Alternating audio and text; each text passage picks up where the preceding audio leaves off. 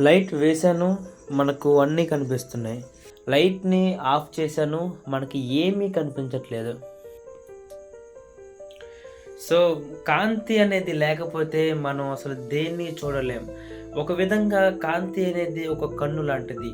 ఈ సృష్టి కన్ను లాంటిది. ఆ కంటితో మనం ఈ ప్రపంచాన్ని చూడగలుగుతున్నాం. కాంతి అనేది లేకపోతే పరిణామ క్రమంలో అసలు కళ్ళు అనే కాన్సెప్టే ఉండేది కాదు. చూపు అనే కాన్సెప్టే ఉండేది కాదు. నాలా ఆలోచించండి, అసలు పుట్టుకతో కంటి అవయవం లేని జీవరాశులు ఎలా ఉంటాయో అని. అటు ఇటు ప్రయాణిస్తున్న ప్రతి జీవరాశికి కళ్ళున్నాయి, చెట్లకు మొక్కలకు తప్ప.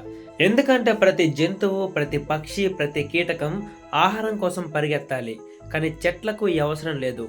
అవి ఉన్న చోటే ఆహారాన్ని తయారు చేసుకుని వాటి మనుగడను అవి నిలుపుకోగలవు. చెట్లు మొక్కలకు కూడా ప్రయాణించగలిగే సామర్థ్యం ఉన్నట్లయితే నేచర్ వాటికి కూడా కంటిని అమర్చేది అనుకుంటా.